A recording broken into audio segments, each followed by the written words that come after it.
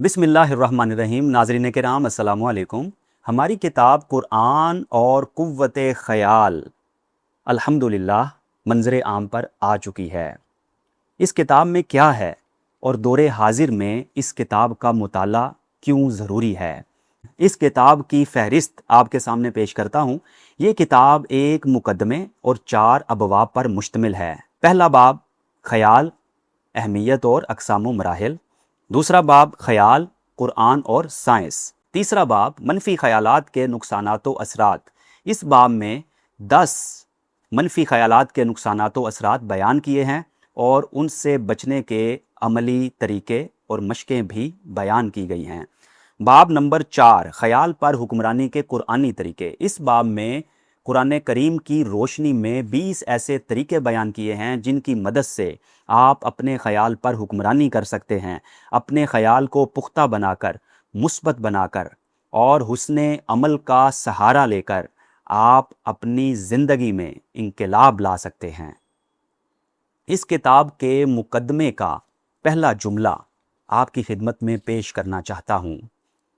تمام حمد ہے اس باری تعالیٰ کے لیے جو نہ صرف انسانی وجود کا خالق ہے بلکہ اس کے خیال اور احساس کا صورت گر بھی ہے۔ مقدمے کے اندر یہ جملہ بھی بڑا اہم ہے۔ شہنشاہیت در حقیقت ان لوگوں کی صفت نہیں جو تخت پر بیٹھتے ہیں، بلکہ یہ ان لوگوں کا وصف ہے جو اپنے خیالات پر حکومت کرتے ہیں۔ ایک اور جملہ، حالات تو محض ہمارے خیالات کا ہو بہو عکس ہیں۔ جو شخص اپنے اندر کے طوفانوں کو قابو میں کر لیتا ہے وہی اصل میں فاتح عالم ہوتا ہے۔ اس کتاب کے صفحہ نمبر 88 سے چند باتیں آپ کی خدمت میں عرض کرنا چاہتا ہوں تاکہ آپ کو کتاب کی اہمیت اور کتاب میں کیا ہے اس بات کا ادراک ہو سکے۔ قرآن مجید میں متعدد مقامات پر اشارتاً منفی خیالات کو مثبت بنانے کے طریقے بتائے گئے ہیں۔ مثال کے طور پر یہ سمجھنا کہ میں تنہا ہوں منفی خیال ہے، اسے مثبت میں یوں بدلیں، میں تنہا نہیں، صبر کروں گا تو میرا اللہ میرے ساتھ ہے۔ یہ قرآن کریم کی تعلیم ہے۔ اس حوالے سے مزید قرآنی ہدایات دیکھیں۔ مثال کے طور پر منفی خیال یہ ہے، میری مشکل کبھی دور نہیں ہوگی، اور قرآن کریم جو ہمیں مثبت خیال کی تعلیم دیتا ہے اس میں ہے ہر مشکل کے ساتھ آسانی ہے۔ منفی خیال، میں کبھی غالب نہیں آ سکتا۔ مثبت خیال، میں صاحب ایمان ہوں، مغلوب نہیں ہو سکتا۔ منفی خیال، یہ تو ناممکن ہے۔ مثبت خیال، اللہ کے لیے کچھ ناممکن نہیں۔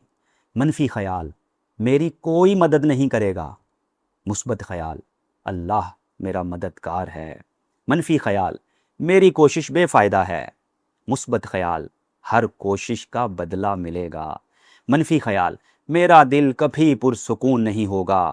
مثبت خیال، اللہ کا ذکر سکون دل کا سبب ہے۔ منفی خیال، مجھ پر جو بیت رہی ہے کس کو خبر۔ مثبت خیال، اللہ ہر چیز سے باخبر ہے۔ منفی خیال، میرے دشمن بہت طاقتور ہیں۔ مثبت خیال، اللہ دشمنوں کے مکر و قوت پر غالب ہے۔ منفی خیال، لوگ کیا کہیں گے۔ مثبت خیال، اللہ کے نزدیک عزت ہے، بس کافی ہے۔